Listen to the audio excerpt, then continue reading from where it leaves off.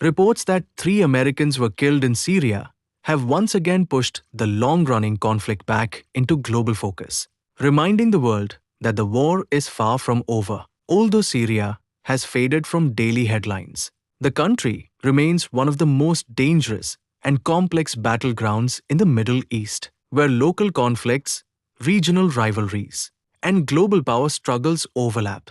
The deaths of American nationals, whether military personnel or individuals linked to US operations, immediately raise the stakes and force Washington to consider its next move. The incident reportedly occurred in an area where multiple armed groups operate alongside foreign forces. The United States maintains a limited but strategic presence in Syria, mainly aimed at preventing the resurgence of ISIS and supporting local partner forces. This presence has repeatedly made US personnel a target for militant groups that oppose American influence in the region. When Americans are killed in such attacks, it is never treated as an isolated event, but as a serious challenge to US security and credibility. Syria remains deeply unstable more than a decade after the civil war began. The country has effectively become a fragmented battlefield involving the Syrian government, Russian forces,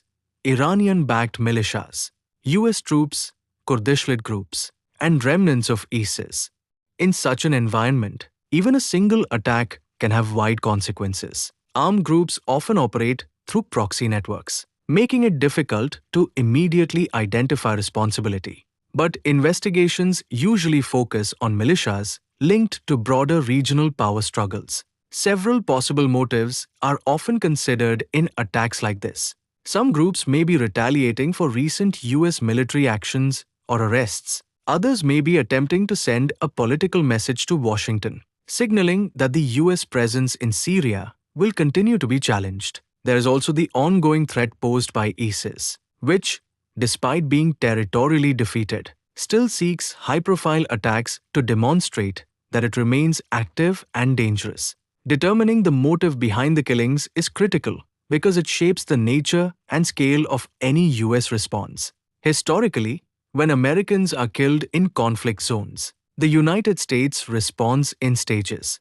Initial steps usually include official confirmation of the deaths, public condemnation, and heightened security for US forces in the region. This is often followed by targeted military actions designed to deter further attacks. Such responses are typically described as defensive and limited, with US officials emphasizing that they do not seek a wider war. However, even limited strikes can trigger further retaliation, creating a cycle of escalation. The bigger question now is what could come next. One likely outcome is a series of precise US airstrikes against facilities or leaders believed to be linked to the attack. If Iranian-backed militias are found responsible, tensions between Washington and Tehran could increase significantly. Syria has long served as a shadow battlefield for this rivalry, and escalation there often spills over into neighboring Iraq or affects security in the wider region.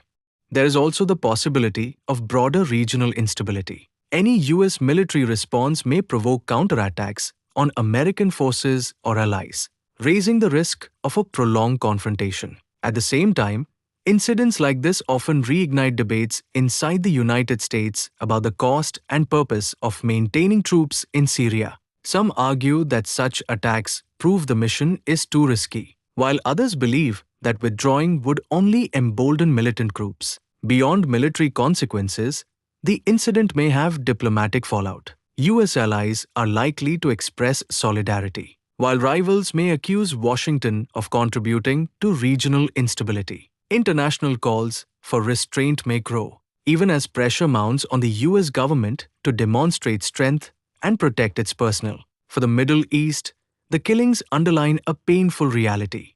Syria remains a flashpoint where global politics play out at the expense of local stability. Civilians continue to suffer from economic collapse, displacement, and violence, while armed groups exploit every escalation to strengthen their position.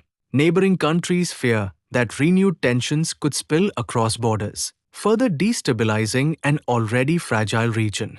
In the coming days, attention will focus on official statements from the US government, intelligence assessments identifying those responsible, and any signs of military movement or retaliation.